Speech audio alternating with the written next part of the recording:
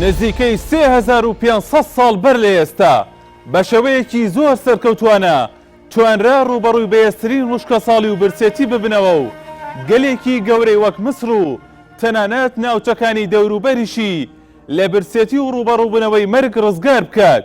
ئەویش پلان و تواناکانی پێغەمبەر یوسف درودی خۆی لەسەر بێت کە بە درێژایی مێژوو یەکەم کەس بوو توانی بنەماکانی سنووردارکردنی خەرجەکان لەلایەن دەسەڵاتەوە دابنێت. یوسفی پێغەمبەر درودی خۆی لەسەر بێەوەی زانی کە بۆ ماوەی 7 ساڵ وشکە ساڵێکی سەخت ڕوو دەکاتە مسر و دەوروبەری، بۆیە بە چەند قۆناغێک پلانەکەی بە شێوەیەکی سەرکەوتوو قۆناغ بە قۆناغ جێبەجێ کرد. هەنگاوی یەکەم دانانی پلانی تۆکمە بۆ بەرهەمی کوشتتوکاڵی و ماوەی بەرەمهێنان و دیاریکردنی ئاستی بەرەمێنان و هەڵگرتنی دەنکە گەنمەکان بە گوڵەکانیانەوە. هەنگاوی دووەم دروستکردنی ژمارەیەک سایلۆی گەورە بۆ هەڵگرتنی گوڵە گەنم و دانەوێڵەکانی دیکە لەگەڵ زیادە ڕۆیی نەکردن لە دەرهێنانی گەنم و دانەوێڵەکان تەنها لە کاتی پێویستدا نەبێت. ئەوەش یەکەم جار بوو سایلۆ دروست بکرێت. هەنگاوی سێیەم سنووردارکردن و ڕێخستنی چۆنێتی بەکارهێنانی بەرەمە کوشتتوکاڵیەکان، هەروەها هانی خەڵکیدا کە هەر کەس گەنم بچێنێت و بەرهەمەکەی بدات بە دەوڵەت ئەوە دەبێتە خاوەنی ئامێری کوشتتوکاڵی و زەویشی پێدەدرێت. هەروەها کاتژمێرەکانی کارکردنی زیاتر کرد و بێکاریشی نەهێشت، هەموو کەس لە چێڵگە و سایلۆکاندا کاریان دەکرد. ئەنجامی پلانەکەی پێغەمبەر یوسف درودی خۆی لەسەر بێت بە سەرکەوتووی کۆتایی هاتوو. گەلی میسر و وڵاتانی دەوروبەری لە قاتی و وشکە ساڵی و برسێتی و مەرگ ڕزگار کرد. دوای 3500 ساڵ با بزانین لە هەرێمی کوردستان حکومەت چۆن ڕوبەڕووی وشکە ساڵی دەبێتەوە. بۆ یەکەم جار کۆتایی ساڵانی نەوەتەکان وشکە ساڵی لە هەرێمی کوردستان هەبوو. دواتریش و لە ساڵی 2007 وشکە ساڵی سەری هەڵدایەوە. دوای 14 ساڵ و لە ساڵی 2021 جارێکی دیکە وشکە ساڵی ڕوبەڕووی هەرێم دەبێتەوە.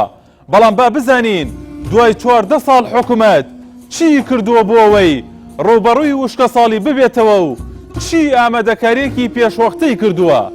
8 سایلۆ لە هەرێمی کوردستاندا هەیە. ژمارەیەک لەو سایلۆیانەی ئێستا هەیە مێژووی دروستبوونی دەگەڕێتەوە بۆ سەردەمی ڕژەمی بەعس، واتە لە ماوەی 14 ساڵی ڕابردوودا حکومەت چەند سایلۆیەکی گەورەی دروست نەکردووە. بۆ نمونە تەنها لە ساڵی 2020دا نزیکەی 2 ملیۆن تۆن گەنم لە هەرێمی کوردستان بەرەماتووە، کەچی حکومەت تەنها 395,000 تۆن گەنمی لە جوتیاران وەرگرتووە و سەرجەم سایلۆکانیش تەنها توانای هەڵگرتنی 455,000 تۆن گەنمیانەیە، واتە سایلۆکانی هەرێم توانای هەڵگرتنی 1/4 بەنهەبی گەنمیانەیە. ئەمساڵ کە وشکە ساڵیە بەرهەمی گەنم بە شێوەیەکی بەرچاو کەمی کردووە، لە بەرامبەرشدا نرخەکەی زیادی کردووە. حکومەت نە لە ڕابردوو نە لە ئێستاش هیچ پلانێکی تۆکمە و بەهێزی نەبووە بۆ ڕوبەڕووبوونەوەی ئەم وشکە ساڵیە. جگە لە دروست نەکردنی سایلۆ دوای 14 ساڵ لە دووبارەبوونەوەی وشکە ساڵی حکومەت چی کردووە بۆ چارەسەری کێشەی کەم ئاوی؟ حکومەت تەنها دیزایانی دروستکردنی بەنداوی کردو، هیچ بەنداوێکی گەورەی تازەی دروست نەکرد. بەڵام لە بەرامبەردا ژمارەی باخ و وێلاکان زۆر زیاتر بوون. ئاوی ژێرزەوی بەهۆی هەڵکەندنی بیرەوە زۆر کەم بووەوە. بەپێی ئاماری وەزارەتی سەرچاوەکانی ئاوی عێراق تا ساڵی 2025 هەرێمی کوردستان پێویستی بە 30 ملیار مەتر سێجا ئاو دەبێت. بەڵام سەرجەم بەنداوەکان توانای گلدانەوەی تەنها 11 ملیار مەتر سێجا ئاویان هەیە. ئەو بەنداوە گەورانەش حکومەتی هەرێم دروستی نەکردووە، بەڵکو لەلایەن حکومەتەکانی عێراقەوە دروست کراون.